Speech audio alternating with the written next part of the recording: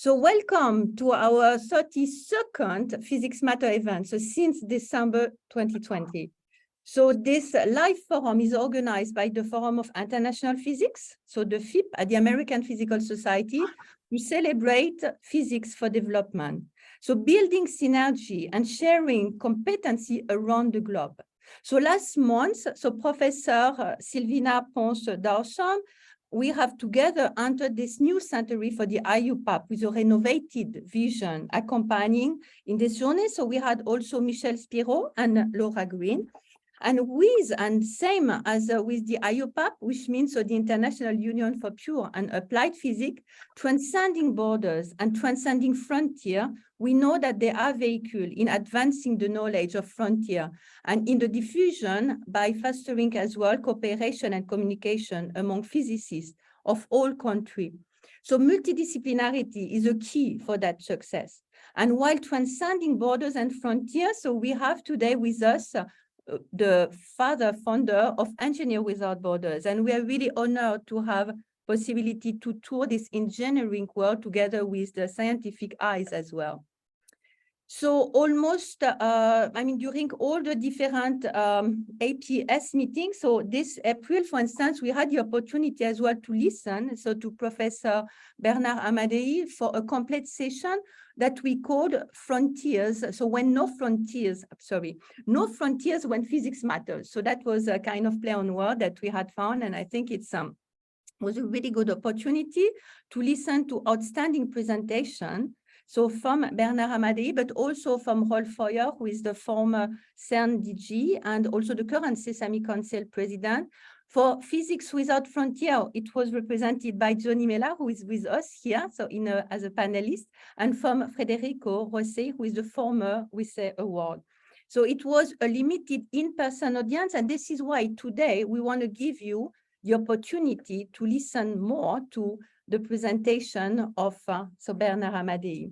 So the panelists today, so we have as well one invitee who is Sohagu Suriat from the EQ, and he will also give possibility to have more question and animation as well in that presentation.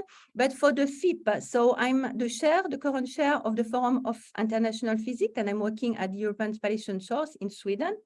And we have with us, so the past chair line as well, with Joe Nimela from the ICTP in Trieste, and with Luisa Cifarelli from Bologna University, who also initiated this series. So today we will listen to Professor Amadei with this inspiring mindset.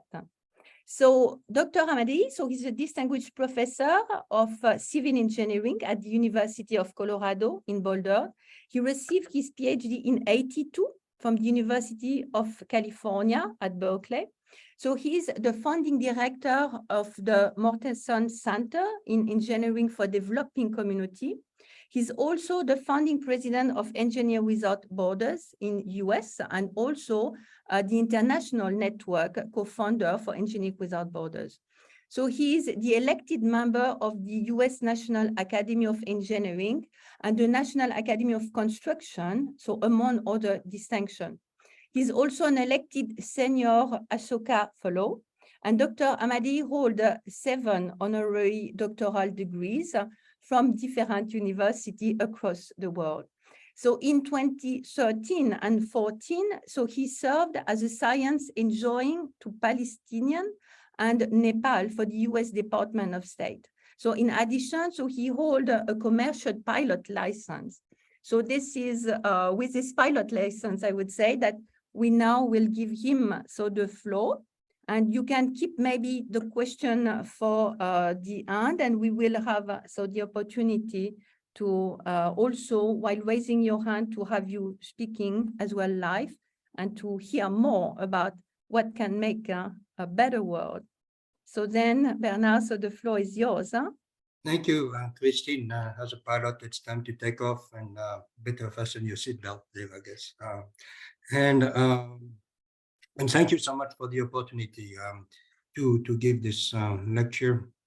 And I want to thank FIT and APS and for giving me that opportunity. You mentioned science for development and my work over the past, I would say, 20 years has been focusing on science, technology, and engineering for development. And that's, Christine mentioned Engineers Without Borders and Mortensen Center and so on. That has been my focus, is not how do I essentially train engineers in my case, but the same applies to scientists to address the global issues that we are facing today and likely to face over the next 20 years. So I'm going to talk about that. My presentation is general enough. I'm going to talk about nexus. Over the past 20 years, I've focused on nexus issues. And as you can imagine, when you talk about the nexus, we cannot use a linear approach to nexus issues only. We need to use a systems approach. So I want to convey that through my presentation. How do we use system science and complexity science in addressing peace, sustainability, and climate security? And on top of that, the interconnection between the three. Lots of questions I'm going to raise. I don't have the answers to creating a more peaceful world and sustainable world and climate secured world. That's beyond my pay grade, let's put it that way. But I think it's important to become aware of what the situation is. And all of us are bombarded every day with information about the world, and some of it mostly bad, but there are also some good issues that are being addressed as well. So again, lots of questions, and hopefully we'll I want to entice essentially some excitement here, so that when we talk about science, technology, and engineering for peace, you will see we talk about qualitative issues and quantitative issues. And the challenge, of course, for us scientists and engineers is to deal with qualitative issues, right? So peace is, we'll talk about that in the presentation. So if we look at the context in which we are, as I mentioned to you a few minutes ago, we are, by now, we all realize that we are working in a world that is sometimes referred to as VUCA, V-U-C-A, and the V stands for it has to do with volatility, it has to do with uncertainty, it has to do with complexity, and it has to do with ambiguity. And on top of that, it has to do with all four of them essentially at the same time. So volatility will interact with uncertainty and complexity and ambiguity and so on and so on and so forth. So the bottom line, if you look at the bottom line, when it comes to, the big question, I know it sounds a bit naive and being utopic and so on, but it's important to put the question on the table. How can all humans have essentially fulfilling lives, meet their basic needs, and live with dignity and at peace?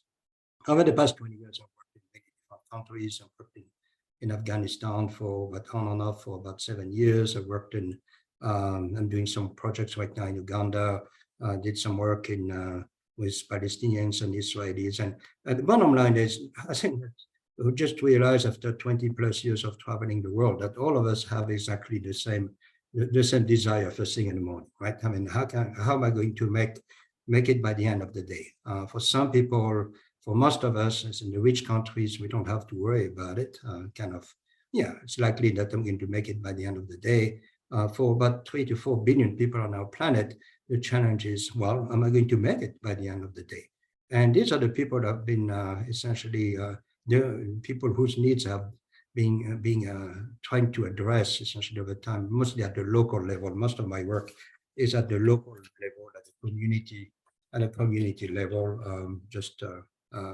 Recently, I'm doing some work right now for an NGO in Uganda dealing with pygmies, right?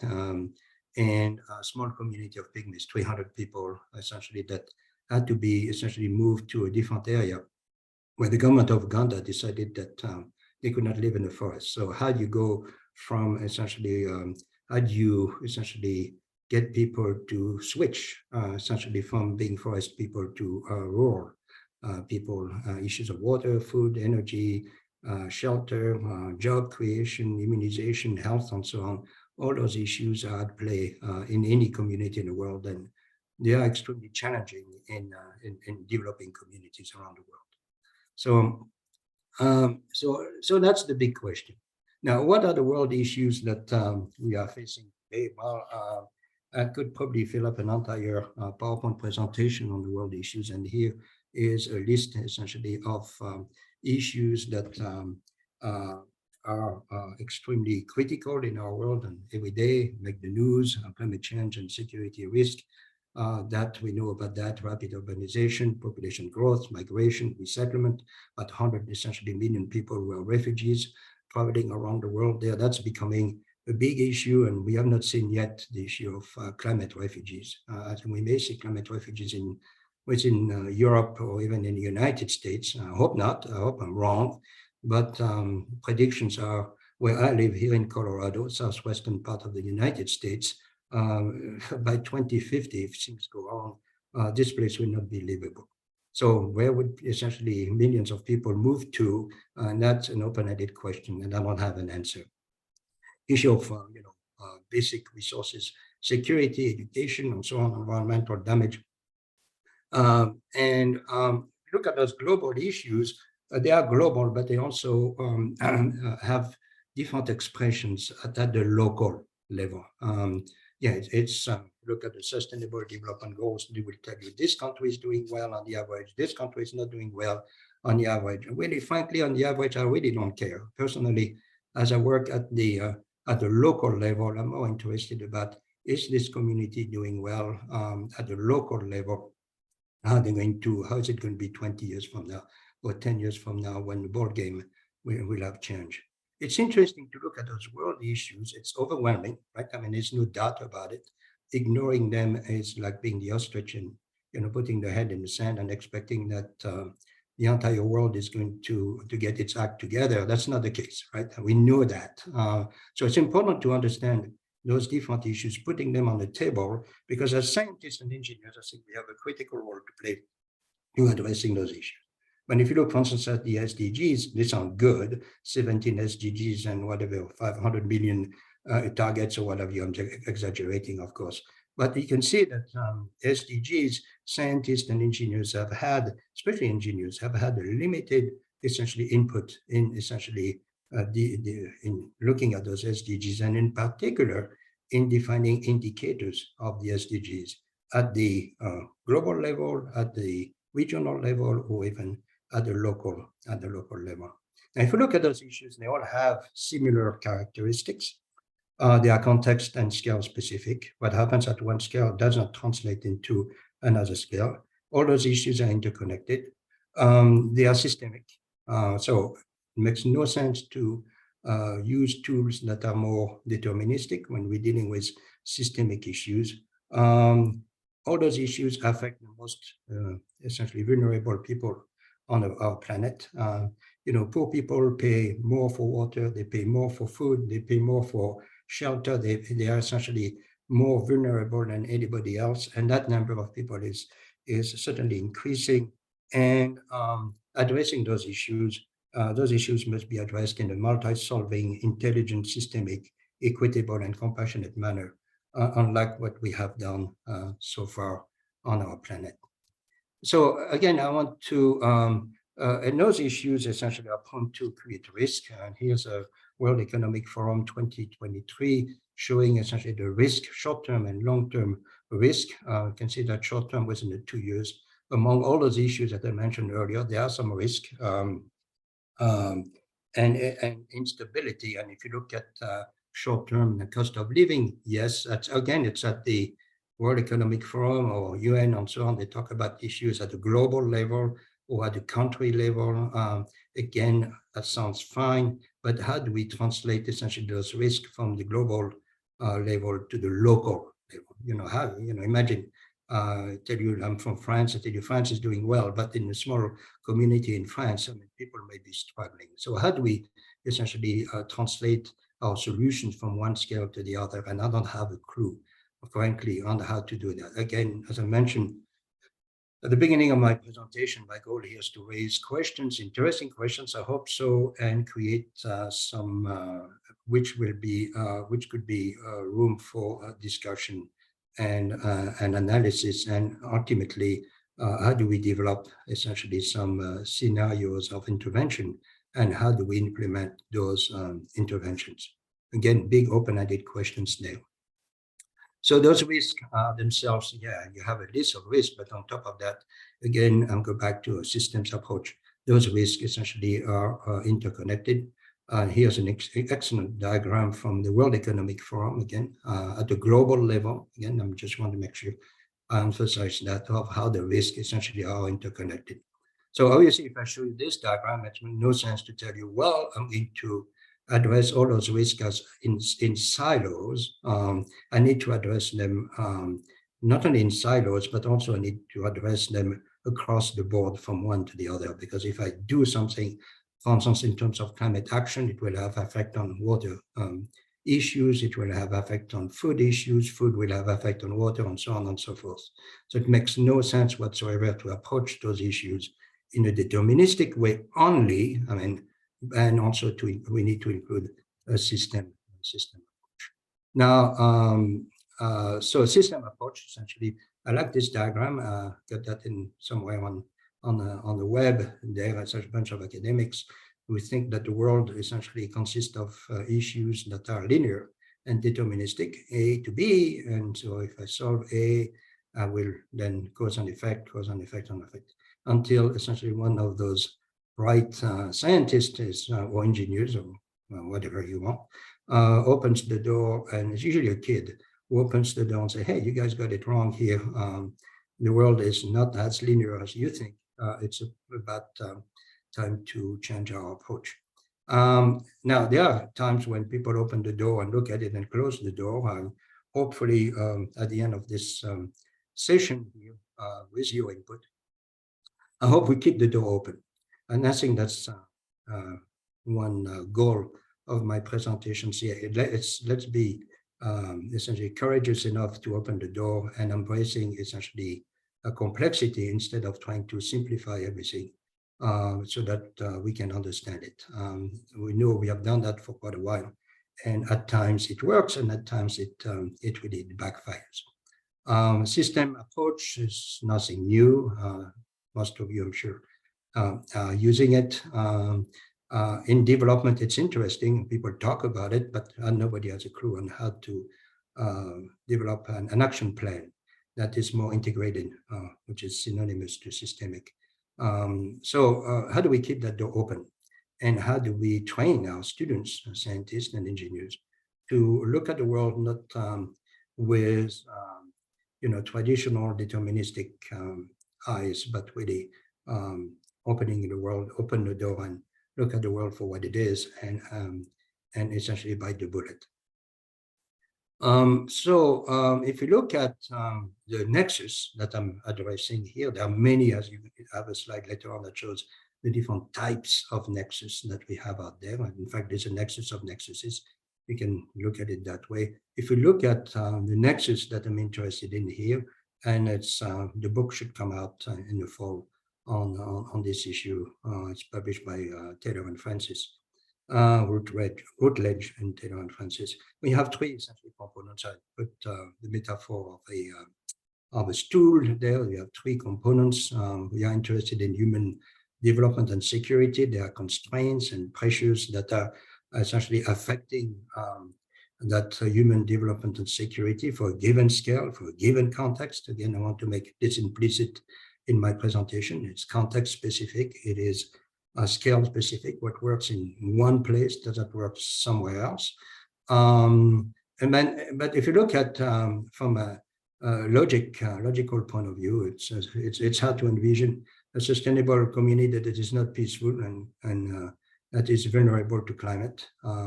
It's hard to envision a peaceful community that has not endorsed sustainable practices and does not support climate adaptation and mitigation.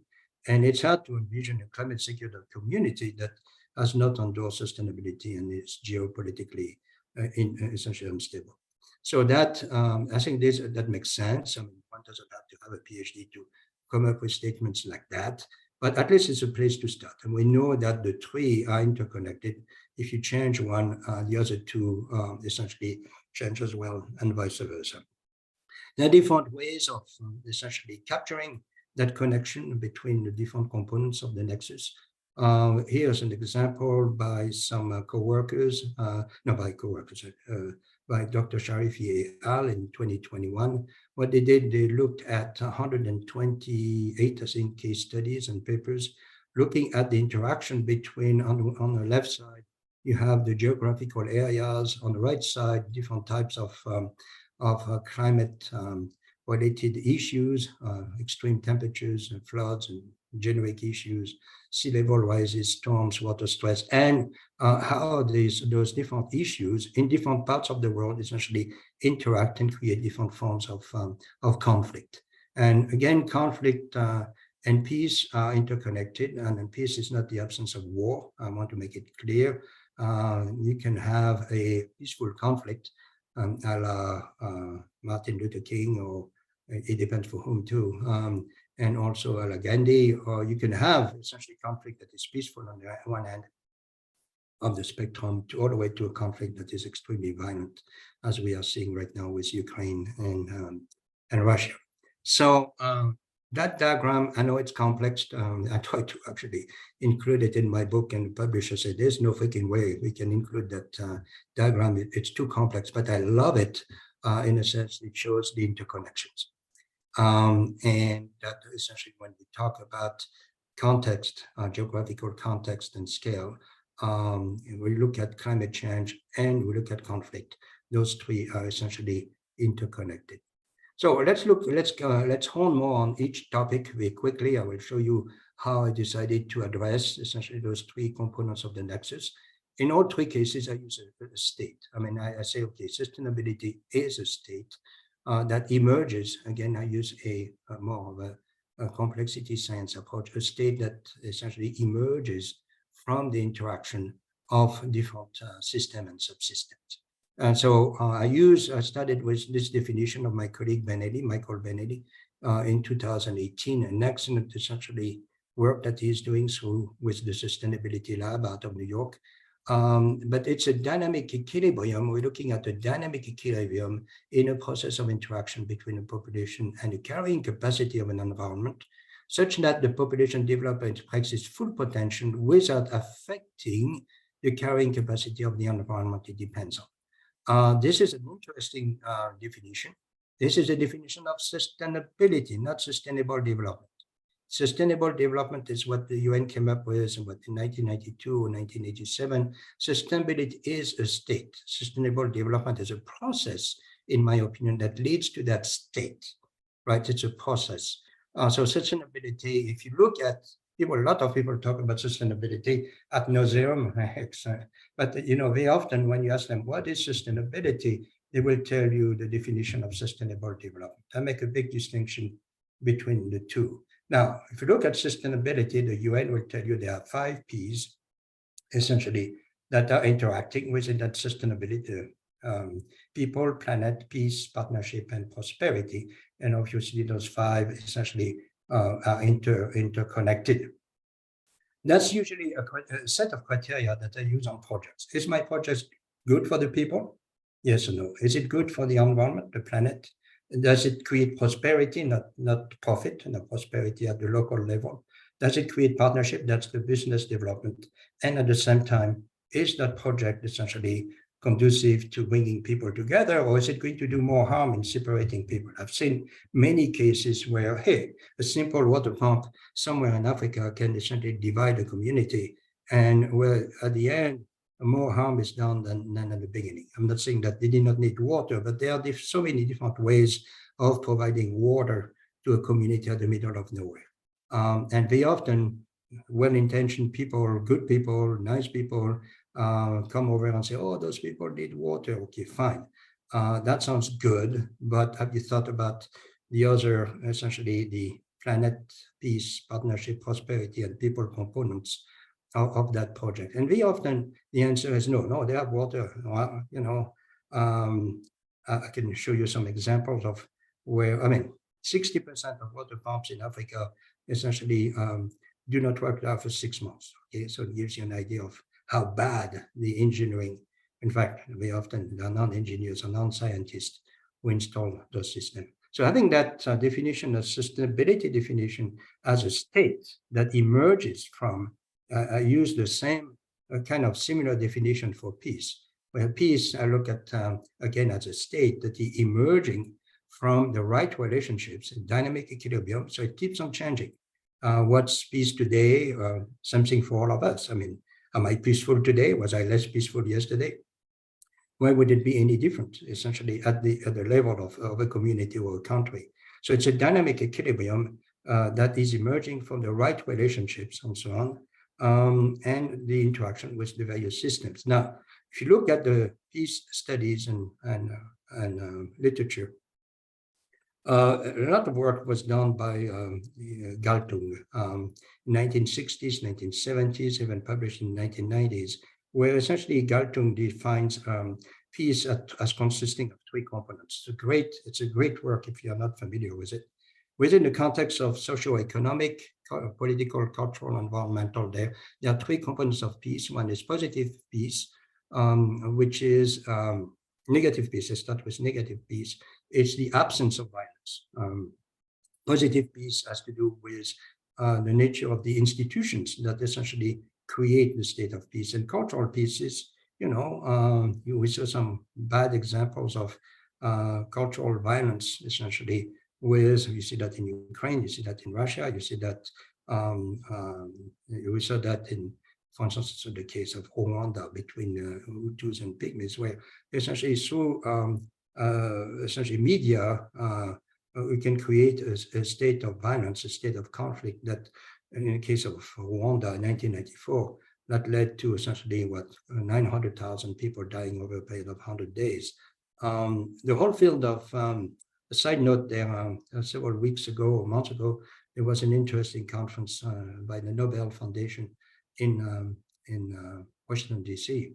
on misinformation and disinformation, right? I mean, that misinformation and disinformation, I would say, would go into the cultural violence, essentially. And so how do we fight misinformation and disinformation? Colleagues from the Peace Tech Lab in Washington, D.C. and colleagues at Oxford University are launching, or have launched actually, a new international program called IPIE, similar to IPCC. IPIE stands for International Panel of Information Environment. Essentially, how do we fight misinformation and disinformation? That has some consequences, I don't have to convince you of the consequences. So when we look at peace here, I look at the interaction of three components there.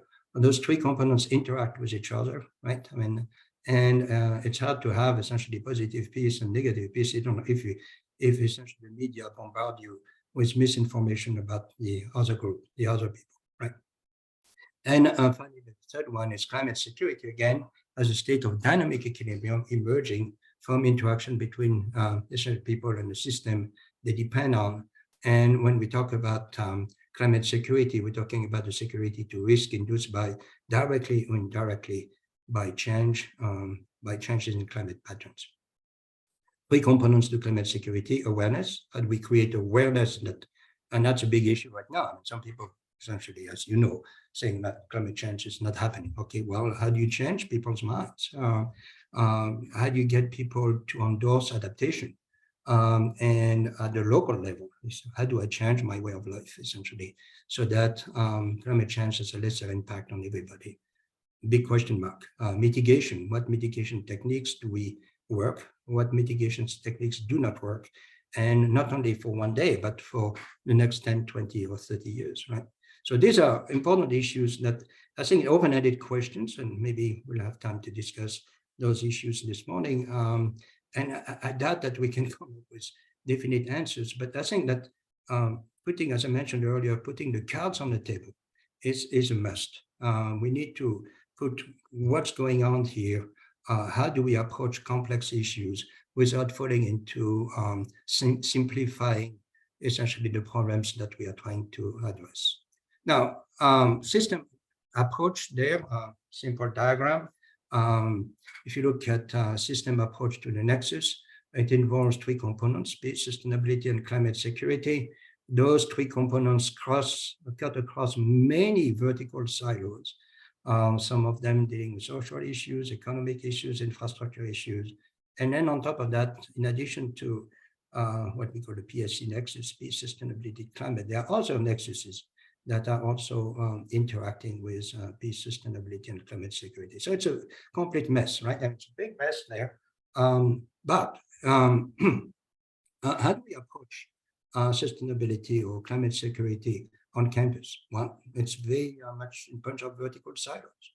I suppose someone is interested, I want to study climate change for the next 4 years and my undergraduate education, where would they go? These are essentially issues that are often put into silos across campus. Well, you may go to the geography department, they're going to tell you everything there is to know about it. You may go to the engineering department, there's everything to know about it. You may go to environmental law, what have you there. The bottom line is that those issues of peace, sustainability, and climate security cannot be addressed by looking at vertical silos only. And the only is very important. We need experts, but at the same time, we also need people who can cut across different disciplines. And we do a very poor job on campus, essentially, in education of our scientists and engineers in addressing those issues in a more integrated manner, right? Very often we break them down into components and it shows at the end.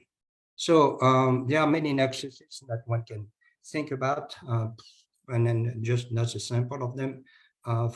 Before I wrote the book here on peace, sustainability, and climate security, I wrote a couple of books on the water, energy, land, food nexus. There are two, all four of them essentially talk to each other. And again, I used for water security, energy security, land security, food security, and development security. How do we address that? Okay, so when we deal with a nexus of any sort or any complex problem, it reminds me a great deal of the story of the elephant. I think it's a Sufi essentially story where you have a bunch of very intelligent or less intelligent or whatever you people looking at the elephant in the room. They don't know it's an elephant. And they're all touching essentially the big beast there, or the big something, and they all come up essentially with different answers based on their own expertise. Well, it's almost like the problems we face today are many elephants in a room to a certain extent. And so all those experts are touching those problems and coming up with their own interpretation. So I think the challenge there is how do we approach those global issues more in a integrated manner, involving different disciplines and also involving different so-called experts who can share and are willing and have the humility to listen to some other people. So system approach and nexus requires a systems mindset, and that's not a given. How do you get people to change their way of thinking? When I teach system engineering, I usually spend a lot of time on, it's called habits of system thinkers. There are about 14 habits. Unless you have those habits, it's hard to address systems, right? So adjusting a system mindset, those habits are important. And also there are many tools that are available. Some of them are hard and soft, and we'll say a few words about them. That are available in the literature. They have been available, people started talking about system 1920s and 1930s. And really system approach there became more, I would say, not mainstream, but there was a lot more interest in systems approaches after World War II. And today, I think that we are awakening, based on all those big issues we are facing today, we are awakening to the need for essentially teaching system. And when do we start talking about system? I think we need to start talking about system as early as kindergarten. I think children are born system thinkers, and by the time they go to first grade, they forgot about it. And until they are 18, and we are telling them, well, by the way, we should look at the world in a more integrated manner, kind of interesting. But essentially, system, those big issues need to be looked at as a systems approach, and one should not be afraid of using that systems approach. In fact, it really, to me, 20 years ago, when I listened to colleagues, Michael Benedy and another colleague from Switzerland about system, I really fell in love with that and never went back to my way of thinking for the past 40 or 50 years. So when my work, like I mentioned to you, I work at the local level. I call it community development, and the communities I deal with, like the pygmies, we're talking about 300 to 2,000 people, maybe maximum. And one of the challenges I have is, well, how do you get data about the different systems that are essentially interacting at the community level? those systems themselves have a hierarchy of subsystem and sub-subsystem. I mean, one could really get lost in addressing everything. There's no way one can address all the issues, but very often there's a place in that essentially a sandbox where issues start, right? I mean, there are certain places where people will ask you, say, well, we have issues with water, and so on. And find out that the solution to water problems may not be a water solution. It may actually be an energy solution. They may have water, and as I mentioned, my students, when water is at the bottom of the well, it stays at the bottom of the well unless you bring some energy and you move that water from the bottom to the top, right? So, so you may start with water somewhere and find out that essentially, for instance, production, economic system, distribution, and consumption systems affect essentially the water challenges that the community is facing today. So, or lack of capital, for instance, the idea of human capital. We're observing that in many countries right now, even in Western Europe. Where are the people, right? I mean, many industries essentially are looking for people and people who have moved, but the human capital is being limited. Yesterday was the third time we had a workshop organized by National Academy of Science of the United States on increasing the human capacity of Ukraine in science and technology. And it was a fantastic workshop there, was obviously very overwhelming. But again, how do we create that human capital? For instance, if you don't have human capital, you can have all the resources you want, nothing will happen, right? So again, what are the weakest links? What are the low-hanging fruit there that need to address when we deal with essentially complexity?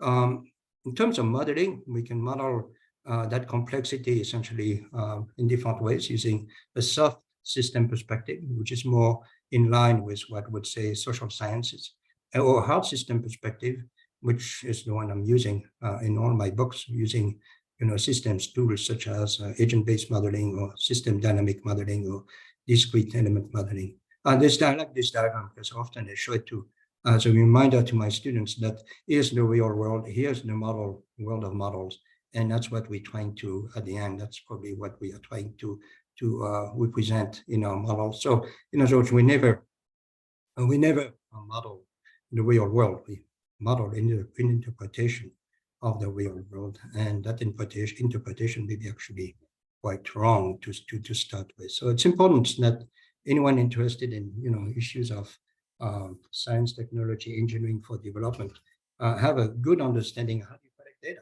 Where do you get your data at the local level? That's a whole field of ethnography or geography. Essentially, how do you collect data? How do you process data? How do you analyze data, especially qualitative data? More often in the field of development, you are left with qualitative data, not quantitative. For me, as an engineer, I had a hard time. For us engineers, if you cannot measure it, you cannot manage it. Well, how do you measure peace? How do you measure sustainability? What indicators do we need to have essentially to do at least not quantitative, not qualitative, semi-quantitative type of approach there? That's often where I find myself. So in terms of soft system approach there, it's more recognizing that problems are systemic, but we are not going to look at the structure of the system. So that's more the field of social, the field of social science. There are different tools that, as you may have heard of, the concept of in soft tools, and for instance, is the problem tree. The idea of a problem tree and is to put the problem that you have in the middle, the trunk of a tree, and then these are the consequences of the problem, and these are the root causes of the problem. I love this exercise. Next week I'll be working on the island of Palma there with some Michael Benelli and some colleagues there. What are the problems that the community is facing? So we usually put the problems here. This is an interesting exercise that you can do with community members. Find a wall somewhere and some stickers there, and people will put the problem. You can have an entire forest of problems with a bunch of trees, but it shows essentially, it helps essentially people to understand the root causes. Where are the root causes? Well, these are the causes that are really at the bottom of the tree there. Makes no sense to approach here when there are some root causes that are much deeper into the community. So once you have that, you can flip everything around and create what we call a solution tree, where instead of ethnic tension, you have ethnic community. You have essentially understanding, and then what are the consequences of that solution, and how do we address the solutions, and to bring less tension at the community level. Once you address those solutions, then these are places to intervene essentially in the system. So system dynamics, I'm not going to, some of you know about it. We can do qualitative and quantitative modeling. Over time, we can handle nonlinearities and feedback mechanism and delays, and it's a fantastic tool, essentially, if you're not familiar with it. Different ways of representing this system dynamics. One way is using what we call causal loop diagram. Here's an example of modeling the Syrian conflict between 2010 and the present, where you can see here,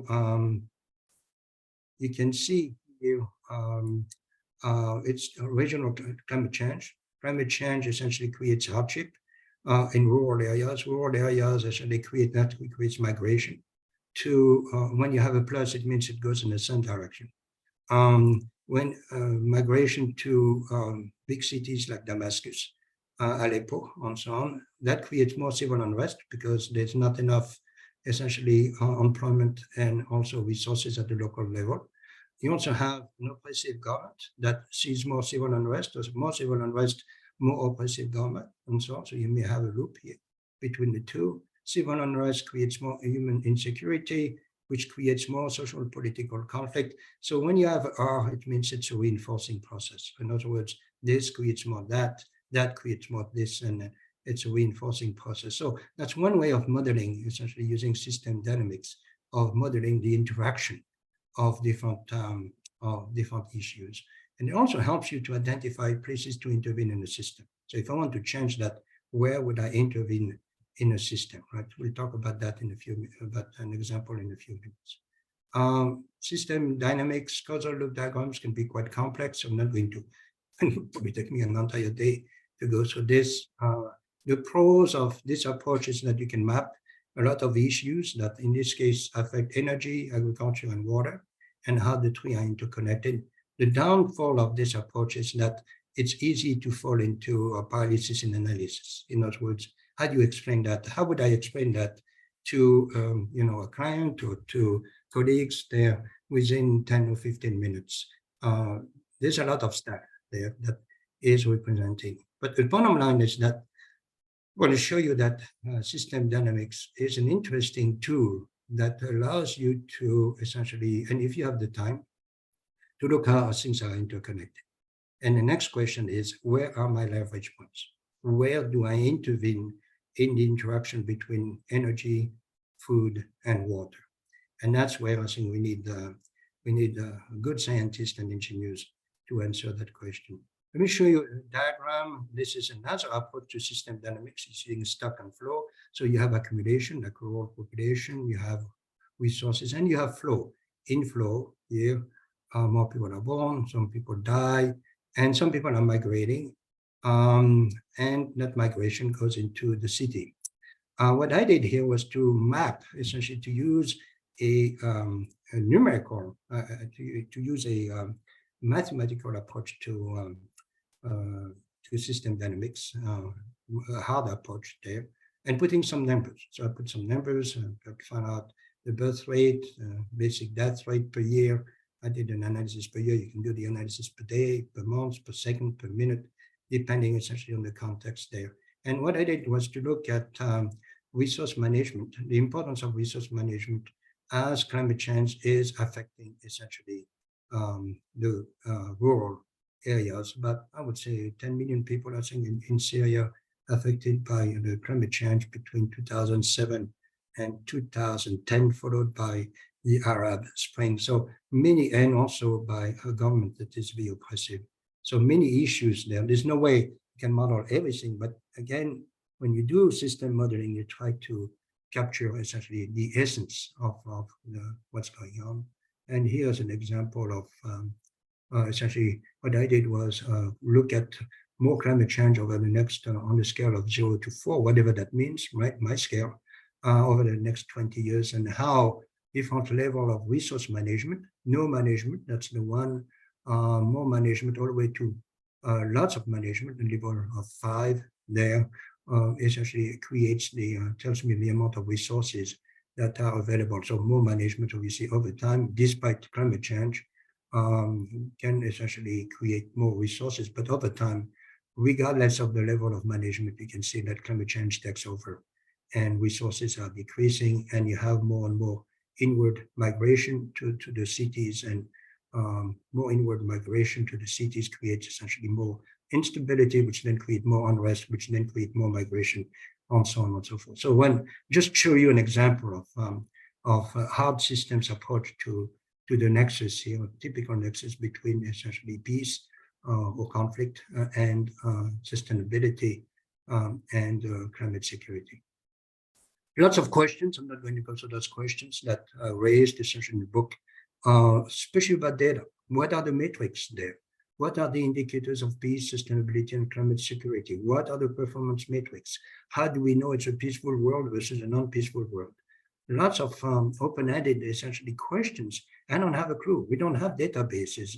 We may have databases on peace, like for instance, the Global Peace Index or the Positive Peace Index. But when it comes to indicators, those indicators tend to be the same for everybody. And we know quite well that that's not the case, right? I mean, that indicators are going to be different in Lund, Sweden, than they're going to be in Paris, or they're going to be in a small community in Africa. We are lacking databases of information on how to approach essentially the complexity between the different types of nexus that I mentioned earlier.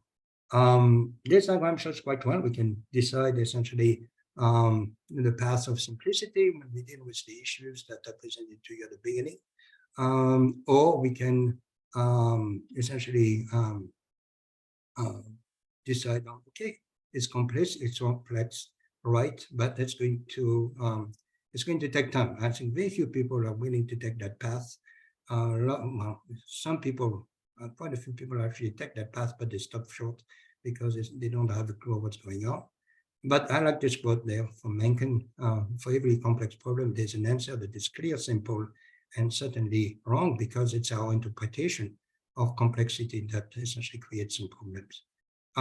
Where is the highest level point? You may have been familiar with the Iceberg Model, right? What we see here in the world today depends on patterns of behavior, that depends on the structure, that depends on mental models. Or mental models create a structure. As the structure changes, the patterns of behavior change, and that's what you see today. The big problem we see today in our decision in policies, international policy and decision making, is that people put band-aids here, when actually, if you really want to address those global issues, we need to look at our mental models, our mindset.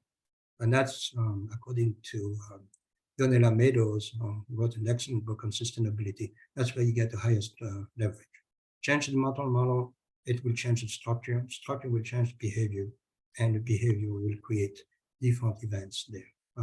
Putting band-aids here, it's like, you know, trying to fix the Titanic. It's still sinking when it hit the iceberg. And last quote, essentially, you know, the significant problems we face today cannot be solved at the same level of thinking we were at when we created them. We need a different mindset that is, in my opinion, we need a mindset, not only a mindset, but we need problems cannot be solved with the same level of leadership or lack of leadership of the past, cannot be solved with the lack of compassion that we had in the past. I know that sounds utopic, but we need to put the cards on the table here. Again, we don't want to be in that position here of, okay, yeah, the world is complex. I don't think we have the time to essentially fool around there and think that everything is simplistic, when embracing complexity essentially has more benefit than anything else. I think that we need to be like that little chicken. Whoa, there's a new paradigm there, and we need to embrace that paradigm. So thank you for your attention. I'm glad, hopefully we have time for discussion. Christine, the floor is on deck. Thank you very much, Bernard. So very complete description of everything without all the answers you said, but I think that it gives a clear and comprehensible way in terms of the system where we are living. And hopefully, so thanks to the new generation as well that you're training, finding the adapted solution. So do we have a question? We see we already have one in the chat box, and so please write down or raise your hand. We can have also possibility to listen to you live. So the question from Suvikani Bhattacharya, so sorry if I don't pronounce the name well, is concretely as well. So how will the physicists and the scientists encourage people to consume more or less? So and what currently could we do with that? That's a really good question. I think I don't necessarily have, that's another good question. I don't have an answer. But I think it goes down to, okay, how are we going to create a more sustainable world? I mean, how are we going to create a more climate secure world and more peaceful world? I think it starts with each one of us. And also as scientists and engineers and innovators, we are in a unique position to essentially change the agenda. Very few engineer scientists are into politics. I would not want to go into politics and so on, or in decision making and policy decision making. I think it's time that we train more and more scientists and engineers who have been trained to think differently, especially the young people. I'm glad, Christine, you mentioned we need to invest in the new generation, right? You know what Max Planck was talking about when he said, someone said, hey, how do you get people to embrace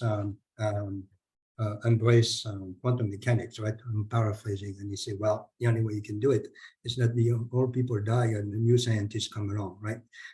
It's exactly the same thing. I think that we see today the younger generations taking climate security and sustainability more seriously than the older generations, right? I'm not saying that the older generations were bad, but I think that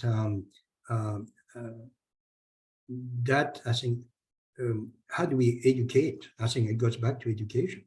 What's going to happen in the classroom, right? I mean, how do we educate young scientists and engineers that problems are not just about science and or engineering? I use the T type of education where, okay, you have expertise in one area, in your field of science, in your field of engineering, but you also need to have a horizontal component. How do you address social issues? How do you address climate issues?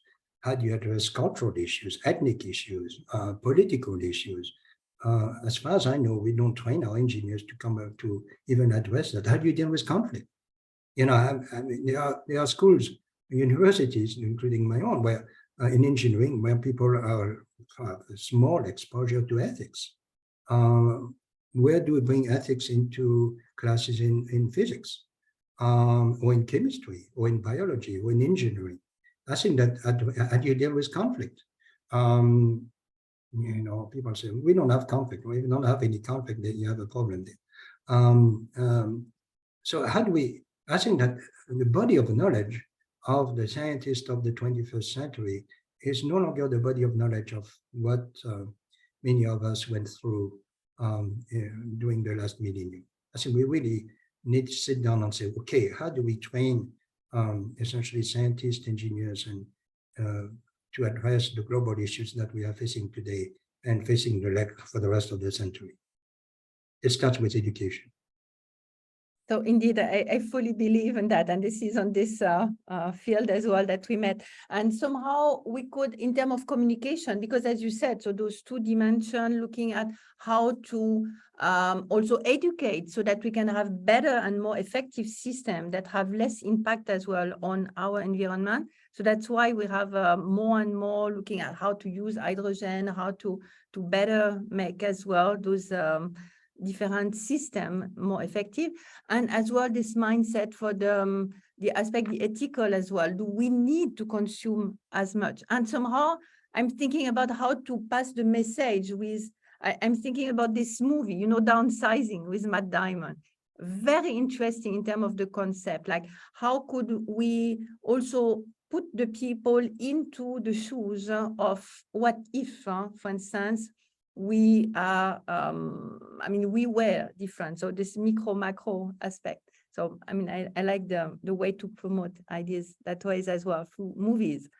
So we have then another question by Cheryl Spencer is indeed speaking about solving, so the root cause seems to be a good start. So getting rid of the patriarchy and overturning colonialism seem good leverage as well for her point of view. And I think we agree with that as well, Cheryl. So thanks. No, I really agree. And I'm glad someone got the idea of the root cause. The problem tree, I tell you, I use problem trees for my own problems as well. What, I can put band-aids in the problem I'm facing. Why do I have a problem? Deep down, where are the root causes, essentially? And once you address the root causes, you can go back and it has more leverage. Again, it goes down, the problems are so complex, we cannot approach them the traditional way using vertical silos. So we bring the water expert, the energy expert, the food expert. Guess what? Those experts, we know, about experts, right? People who know everything about something about until they know nothing about anything or something like that. Enough, yes, we need experts, but the problems today require people who can cut across vertical silos. And our educational system is still built on essentially addressing vertical silos. There are exceptions to that, but that's the essentially the major trend is you're going to be, an engineer, you're going to be a civil engineer. In civil engineering, you're going to do this. You're going to take the following 4 years of classes. Boom, you get a piece of paper. Well, that makes no sense today. So, and for instance, I mean, this is a question also for Louisa, because you will run this wonderful school as well next month. So looking at the preparation as well of all of that, will you address, for instance, those type of perspective or? Very much so. My colleague, Michael Benedy, who is head of the sustainability lab, was essentially did his PhD with Bucky Fuller. And it gives you an idea of, what kind of Bucky Fuller and from in England. Oh yeah, absolutely. And we are looking at, Christian is referring to a project I'm co-teaching with some other colleagues from Spain and the United States. It's led by Michael Benedy. The island of La Palma, which experienced essentially volcanic eruption in 2021, and the idea of, how do we approach reconstruction? I mean, of something about Ukraine. How do you approach a reconstruction of Ukraine? Should they go back the old traditional way? I remember going in Haiti after the earthquake of 2010. People were already rebuilding the traditional way, which a few days before collapsed, right? It's really changing. It's really changing the mindset. Yeah, I've kind of lost track of what my train of thoughts there, but it's really changing. It's really the mindset. It's finding the root causes. For instance, Christine, we were talking about before the seminar the clash between conservation and development. Okay, how do you address La Palma as an example, Canary Islands? You look at, I remember, what's the name? The Galapagos Island. You look at dealing with the pygmies there, same thing. How do you clash between development, modernism, let's put it that way, and conservation? That's another nexus between the two, consisting of subcomponents. There's a really good case study of the one island in Vietnam, Cat Ba Island. I refer to that case study in my book, where they looked essentially at that clash between more tourists coming in, creating more problems, and the local people like the money, but they don't like the problems that are created. All sorts of essentially feedback mechanisms. And the question is, where do you find a common ground here between conservation on the one hand and development on the other hand?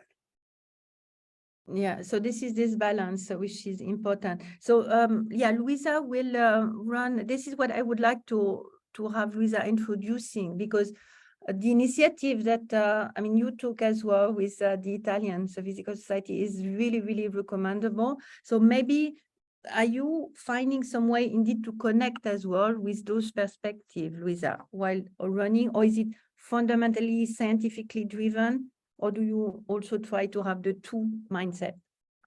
No, it's very mostly scientifically driven, but so it's a school on energy, but every year we have some lectures and discussions related to climate. You cannot discuss energy without taking this aspect, this issue into account.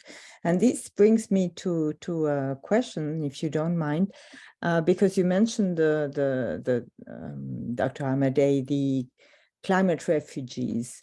And you know, we are very much concerned in Europe, not only Italy, but in Europe, with the question of refugees. We have seen refugees from conflicts, from poverty, from starvation. And now we have to, it's very interesting to take into account the possibility of having this climate refugee. And my question is, which kind of time scale do you have in mind, and which would be the flow, I mean, the source, the major source in this aspect of in this scenario of the climate refugees? That's a good question. The best refugee camp is no refugee camp, right? I mean, if you look at it, and then if you look at what are the root causes, talking about the problem 3, what are the root causes to the refugee situation? Like in the case of Syria, I mentioned the external migration. That's where Europe is, right? I mean, you have those people in Syria. You're talking about what, 10, 15? I mean, you're talking about millions of people here. We're not talking about, a handful of people. And again, if you look at the case of the Syrian conflict, and I spent a lot of time analyzing that conflict, where would we intervene in a system in case of the Syrian conflict, knowing that there's internal migration on one side here, and there's external migration to Europe. I mean, I remember visiting a few refugee camps in Greece there, where people were coming from Turkey, essentially via Syria, Turkey, and so on. Why? The question is, why do they leave? Why do they leave their hometown?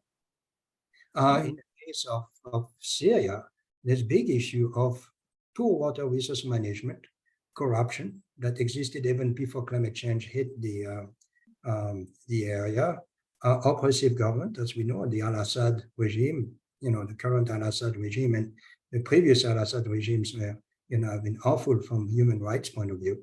There are some root causes to why people move. Why would I move, right? I mean, think about it. As I mentioned to you, 2050, this place where I live, southwestern part of United States, I hope it's wrong, but if it is the case, where would I go? So I think that the idea of it's more being proactive than being reactive. I think that how do you keep refugees from traveling?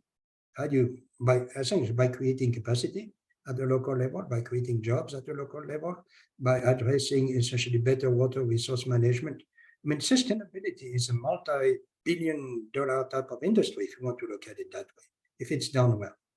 Is it good for the people? Is it good for the environment?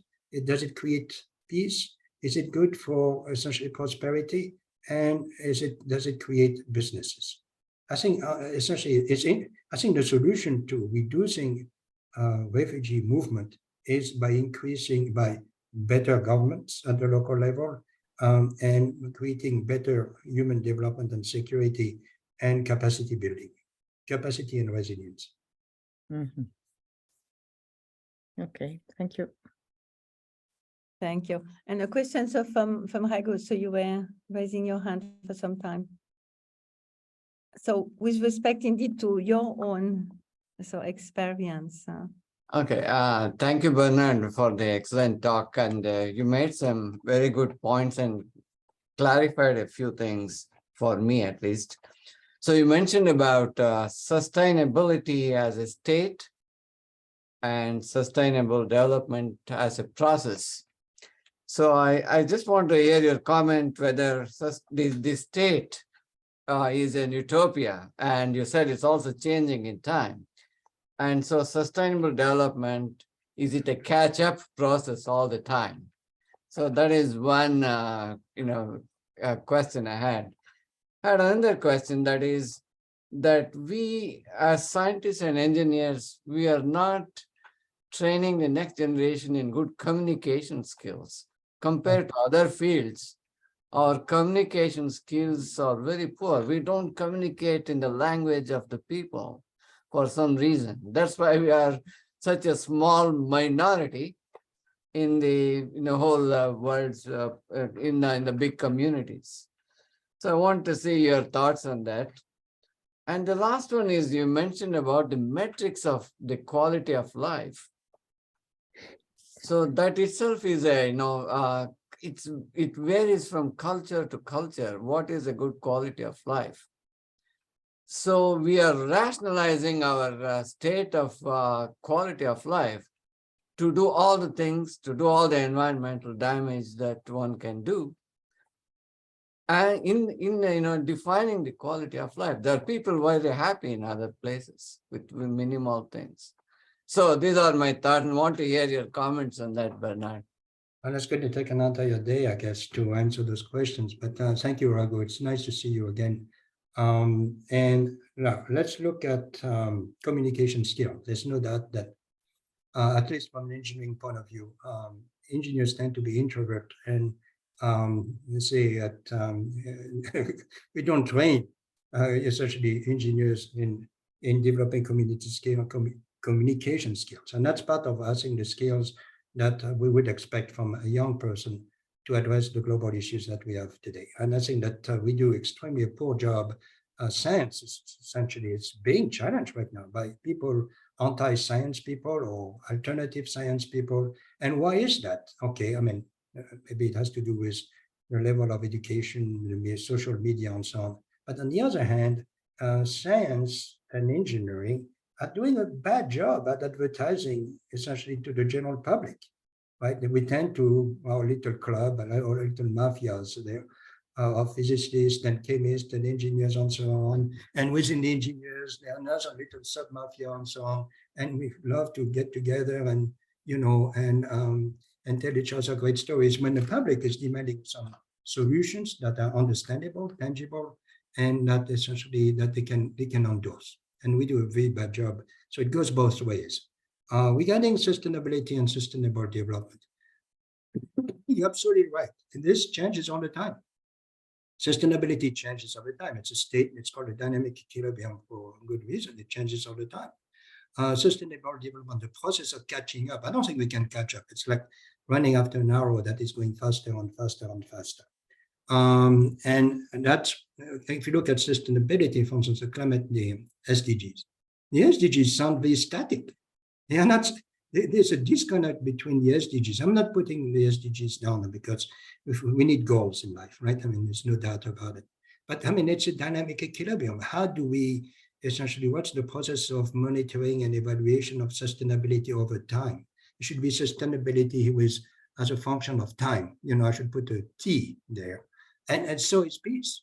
I mean, you're talking about peace as a state that essentially come from peace building process, peacemaking process, peacekeeping process. Same thing about climate security. It's a state. The process of adaptation, mitigation, awareness, these are processes. Now, climate vulnerability is changing every day. We can see some major issues this year. I'm not putting gloom and doom there, but the issue of climate refugee is not something that it's already happening. I know that in Nepal, several communities have experienced that. It's going to happen in the Western world or in different, I mean, look at India, right? I mean, look at Bangladesh. Bangladesh, you have, I don't know, the population of Bangladesh is 100 to 100 million people. As the sea level rises, where would millions or hundreds of millions of people move to? In a place like India that is already at saturation with 1.2 billion people. These are real big, and now addressing those issues when they happen, it's too late, in my opinion. And we need to be proactive now rather than reactive, right? And the last question you had is metrics. Of course, it's context and scale specific. What works with the pygmies in Uganda doesn't work with the Palestinians in the West Bank, just an example, right? I'm not comparing the two, but so it's really context and scale specific. Again, if you look at the SDGs, they are all at the national level. I could give a damn, I don't give a damn about the national level. I deal with people at the local level whose job is to try to stay alive at the end of the day. And so, yes, I mean, SDGs keep a lot of people at the UN in New York be happy, and they publish reports and so on. But ultimately, is it going to change the way of life of a small community at the middle of Uganda or middle of Kenya or middle on the in the Sahel? So I think that these are open-ended questions. There are no bad people, right? I mean, we all do what we can do, but I think understanding that the matrix of climate security, peace, conflict, and sustainability are going to be different at different scales in different contexts. One shoe does not fit everybody. Yeah, very good. And if you allowed me as well to add a comment from the very first question about the communication. And an interesting aspect is that indeed we were already scheduled, so with Bernard, to have in February. So when you had this trip indeed to go to Uganda as well with the TICME, exactly as you said. So we had the example of Nicolas Delarue, who gave this physics matter in February. So I would advise to look at that, because why? With the European Union, so there is as well this will to look at one of the main pillars, which is for environmental aspect, and with the educative aspect. So he presented how within one program, which is called Innovation for Fostering Accelerator in Science and Technology, how they developed one school for 10 days, gathering this multidisciplinarity aspect. And this is why it was really interesting to have this parallelism. And there they have students from communication together with the scientists, the engineer, and the economists and the lawyers, working together within 10 days to build up a project using accelerator for sustainable development, good for the environment. And this aspect of multidisciplinarity, looking even at the way the different syllabus are being built, the different universities have to take this into account. This is some kind of evolution as well, which I think, again, through the education, bring awareness as well on how to be more pragmatic and more driven by communicating well and communicating better, because indeed we have to evolve with the time. Nowadays, everything is faster. Everything has to be using the modern technology. And I really like so that way as well of handling a good communicator, sharing and working together with engineers and scientists.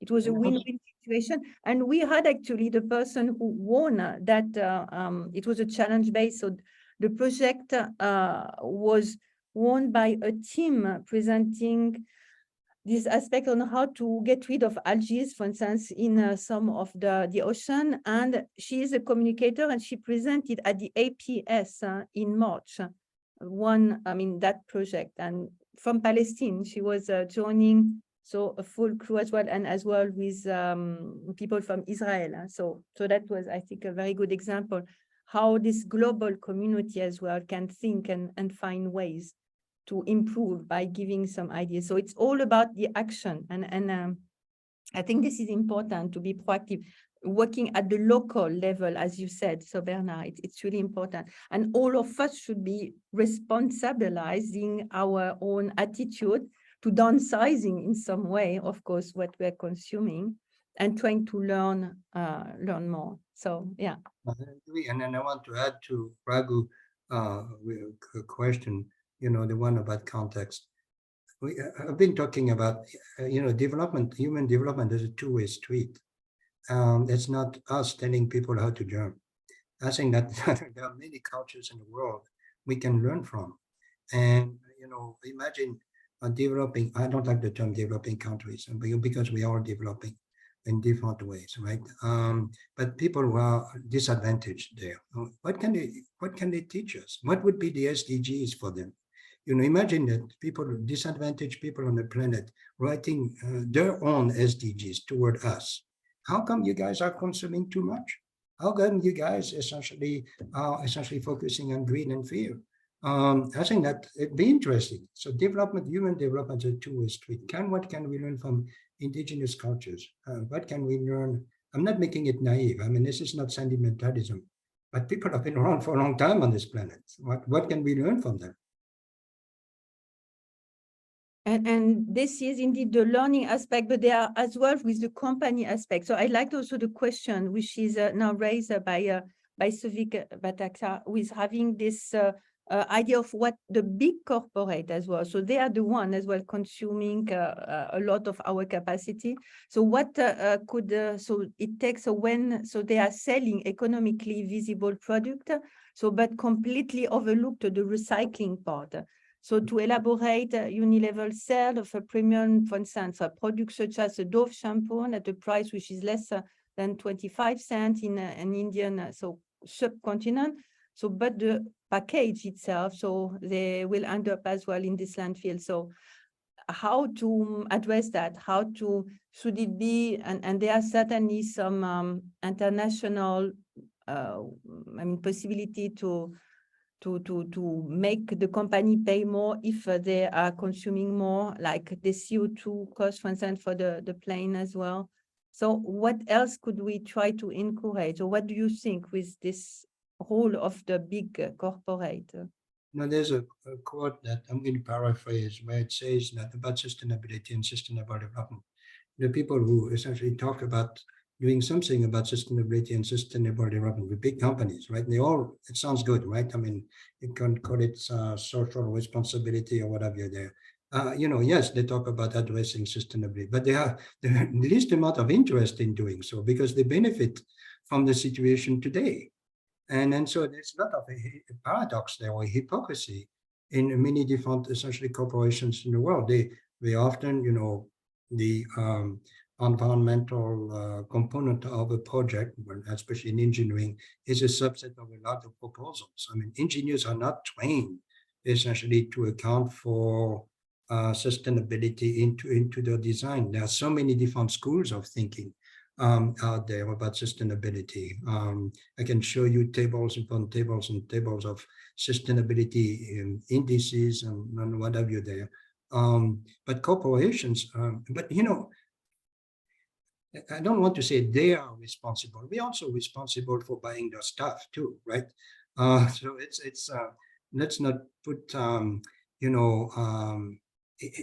let's not put the blame on just. I know corporations are the ethical essentially component is very low. There's no doubt about it. Some are doing better than others. Don't get me wrong there, and we should learn from those that are doing better. But we also those who are consuming. We also, those who are buying stuff, and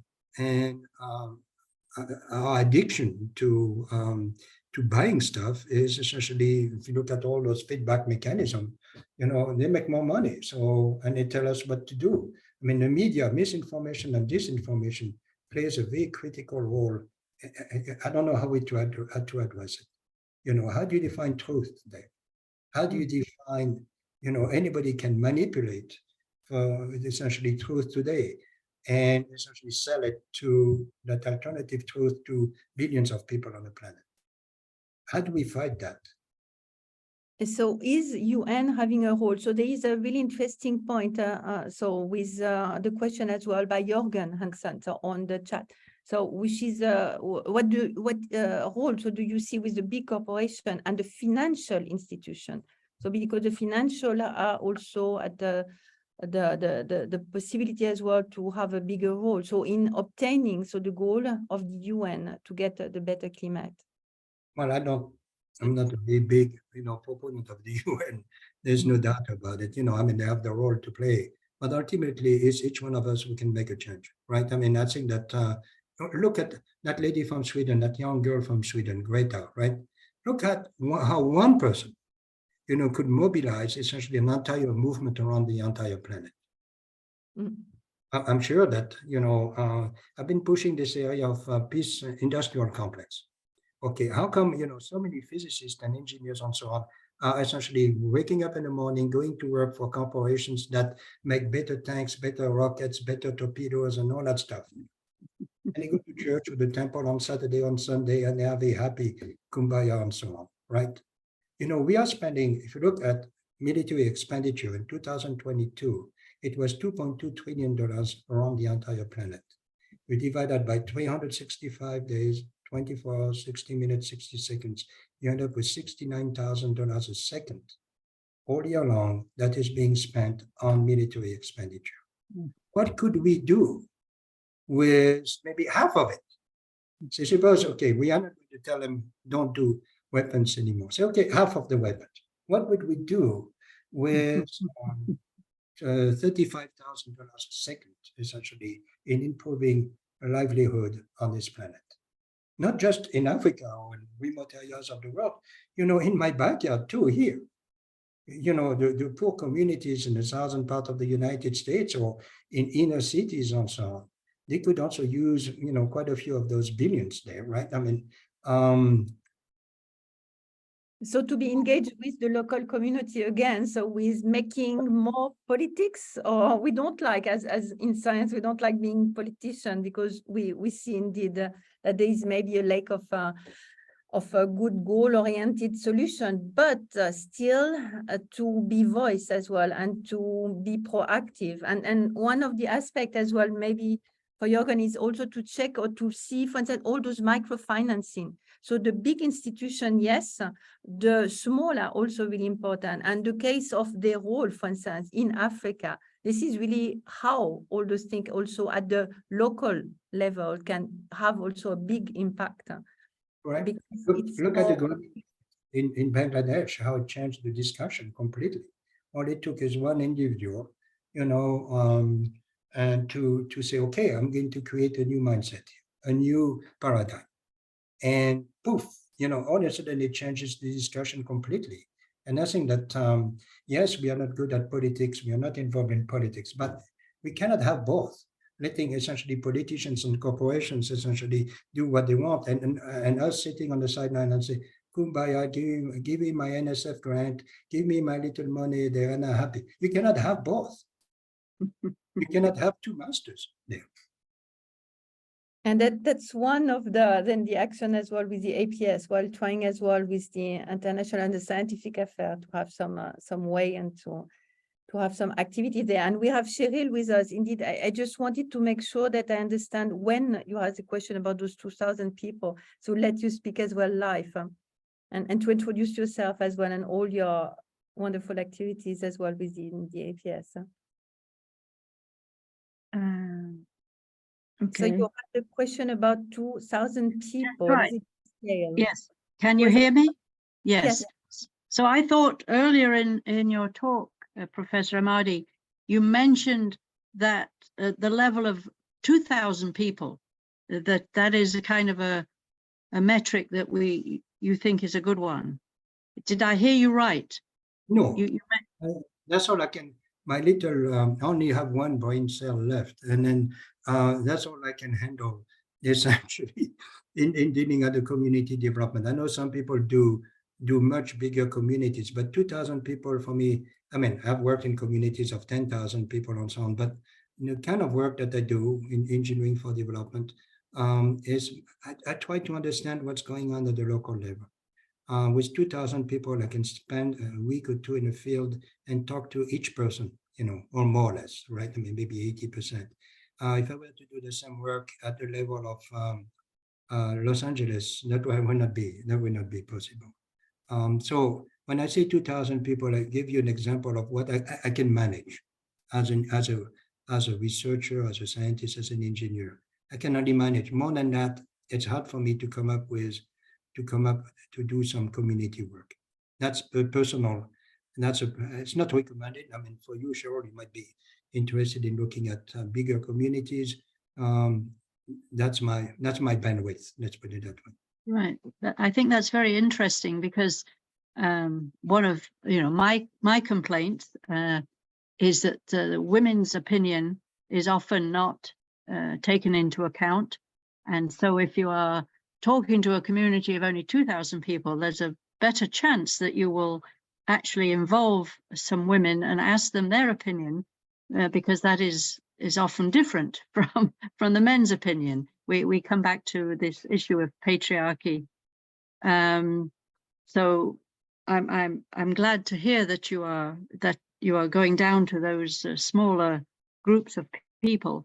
I would also like to say that I'm glad you finally got to the amount of money being spent on the military, because this is something I've been working against now for some years through my volunteer work. I'm a retired physicist, but I choose now to spend my time trying to reduce the military budget of the US, for example, and in particular to get rid of nuclear weapons, because so much money is spent on them. And now we have the modernization, so-called, of the ICBMs and things like that. So, that is where we need to pay our attention, I think, is putting profit over people. You also mentioned that concept. And so that's $64,000 a minute being spent. 69,000 a second, I'm sorry. A second, pardon me. I'm more familiar with just the US number. You're giving us a global number. That, yes, there are, people have done analyses. They can tell you how many kindergarten teachers you could pay a better salary if you took some of that money and used it instead on how much we pay teachers. You know, education, yes, very important.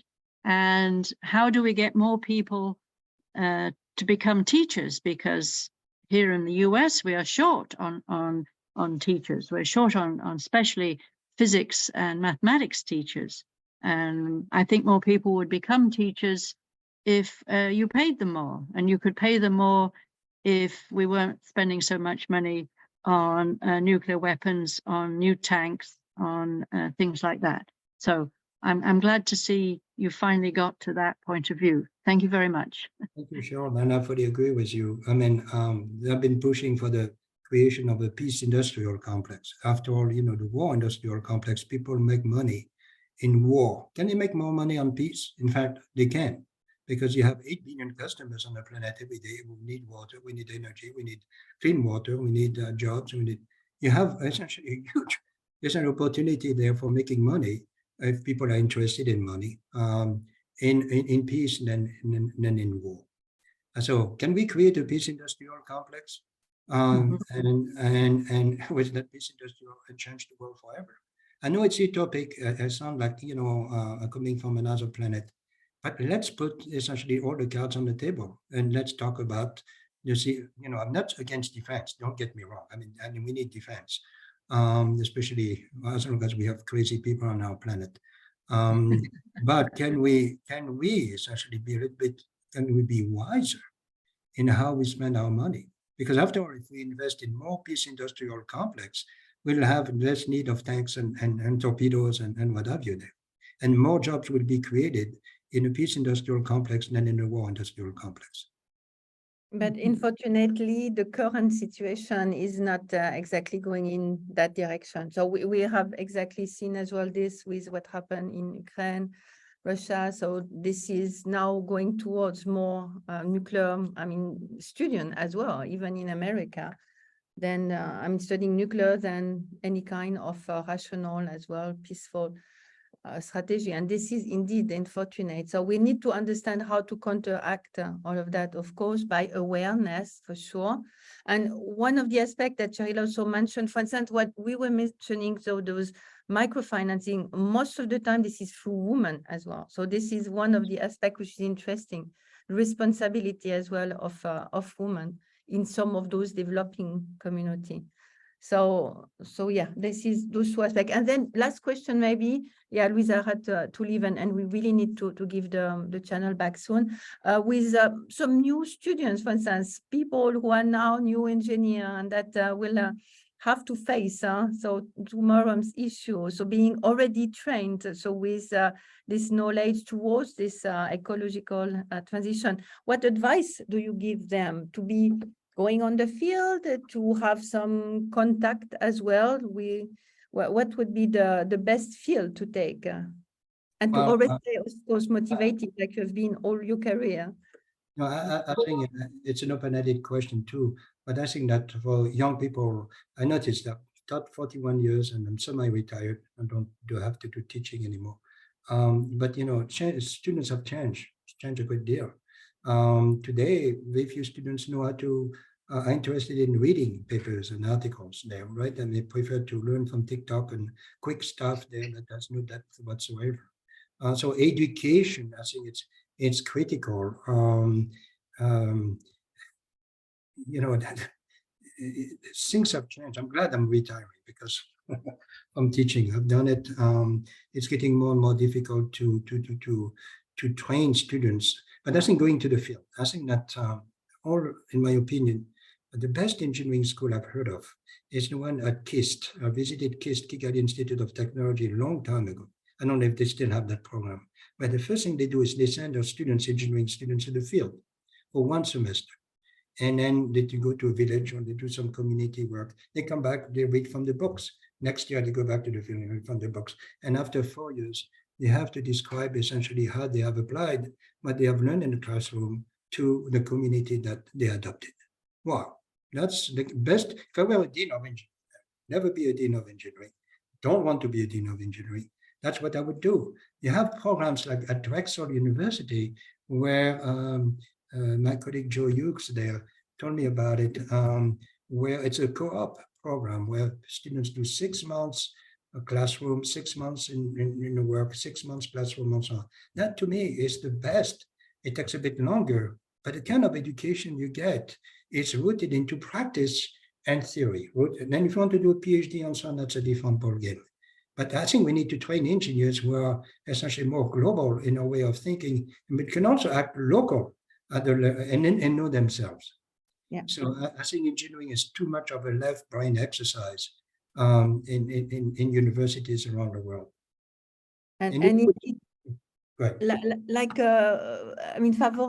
Getting possibility for program like one that we were discussing between exchanging students to try to make sure that between the different countries, there is an awareness as well of what the others are living, and to get as well this at the level of one of the cursus of the university. So I think this is really good. And the campus of transition with the university and the L'École d'ingénieurs de Diderot. So we are doing this type of action. And I think it's really remarkable that directors are willing to go also in that direction, exchanging students. And another aspect is also this teaching teacher, because as you said, community, 2,000, but if we're teaching 2,000 teachers, so then they will expand to as well having more capacity as well to build in a more massive way.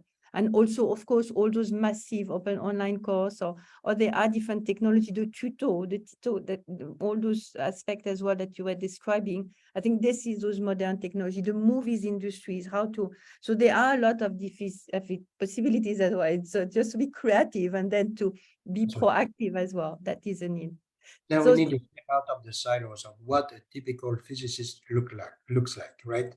What a typical engineer looks like. I mean, today's engineer is different from 2050, right? I mean, from 1950, right? I mean, there's no data. And yet, many of the teachers today still, I remember, hey, I grew up with a slide rule, right? I cannot expect my students to use a slide rule. I need to adapt, right? So, but one piece of statistics, I want to finish that with an exponential law. We always give it exponential law about rap. Suppose today I affect 2 people positively, right? I'm nice to 2 people, and 2 people, tomorrow 2 people affect 2 people and so on. How long would it be for my kindness or my positive attitude to reach 8 billion people? When the equation is 2 to the n power equal 8 billion. If you solve that equation, you get 33 days. In 33 days, we can change the entire planet. Now, if you do 10 people, and if today I affect 10 people, and tomorrow I affect 10 people, and so on, how long will it be to reach 9 days? So yes, we can have a peaceful world within a month if we want to. We can have a sustainable world within a month if we want to. I mean, the math is there. Our will is not. And if there is a will, there is a way, as we say. So on those positive note, I think that we have to finish. So thanks a lot. Thanks again, so Bernard, for this very inspiring possibility as well to see what the new people that will build tomorrow's field have a possibility to do. And we will have also a presentation for the next month with the Physics Matter colloquia, who will go back as well to the light source aspect. So looking at some more light source as well in the Latin America of the great, in the Great Caribbean. So by Professor Galileo Violini, and that will be so on the 27th of July at the same time. So the last Thursday of the month. So he will speak, I think, from the US, but we'll see where in the planet. So this will be located. So everyone is welcome to attend this presentation. The current one, as it was asked also in the chat before, will be as well available on our website within 1 week, about just like the recording as well of this presentation. And we warmly welcome you as well to send us your feedback and to contact as well, so the different speaker, and to potentially as well bring some more ideas in terms of who you know in your community who could also give such a presentation. So thank you everyone again for your attendance, and let's stay tuned and make it for the best possible way. Thank you everyone. Bye. Bye-bye.